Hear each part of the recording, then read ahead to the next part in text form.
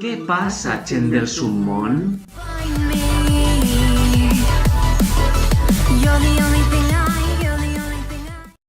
Què passa, gent del submón? Benvingut al nostre programa de notícies, on analitzarem l'actualitat valenciana. Íntegrament en valencià i donant a conèixer la informació més detallada de l'última setmana. Però abans de començar, Doneu-li like si vos agrada este vídeo. subscriviu-vos a este canal i activeu la campaneta de notificacions per a no perdre's ningún vídeo d'este nou canal. I rebre cada setmana un programa nou. Compartiu-lo amb la gent que li interessa el que passa en València. Seguiu-nos en les nostres redes socials tant en Facebook com Instagram. I també podeu ajudar-nos en Patreon per a recolzar este canal. M'emprenim!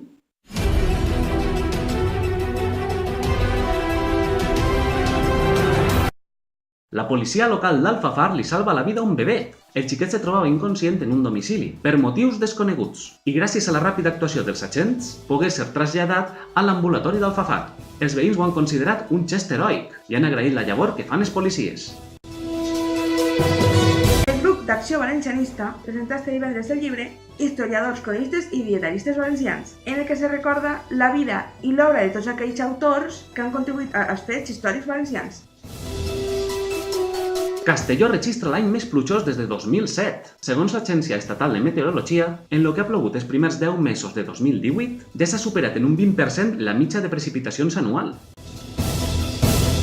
Dani Mateo, volgut per els valencians? L'Ajuntament de València s'enfronta a una forta polèmica. Després de cedir gratuïtament el Palau de la Música per al show de Dani Mateo, Nunca os olvidaremos. L'humorista, fortament criticat per anomenar a València com País Valencià i recentment mocar-se en la bandera d'Espanya, tenia previst realitzar el seu espectacle en el Teatre Olímpia.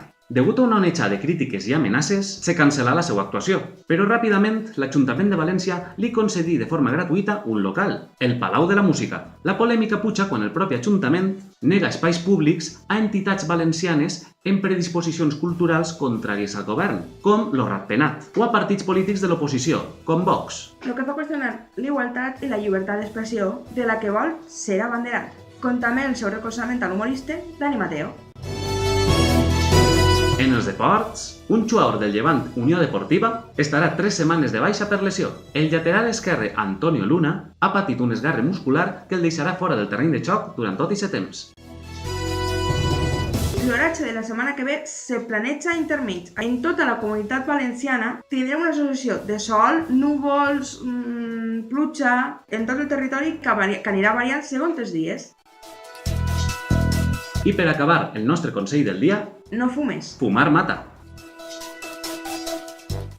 Bé, i fins així totes les notícies d'esta setmana. Recordeu donar-li un bon like si vos agrada este vídeo. Subscriviu-vos a este canal i activeu la campaneta de les notificacions per a rebre cada setmana un programa nou. Compartiu-lo amb tota la gent que li interessa la nostra actualitat valenciana. Seguim-nos en les nostres redes socials en Facebook com en Instagram. I podeu ajudar-nos en Patreon per a recolzar este canal. Tornem la setmana que ve amb més notícies sobre l'actualitat valenciana. Però sobretot, No te baixes del submón!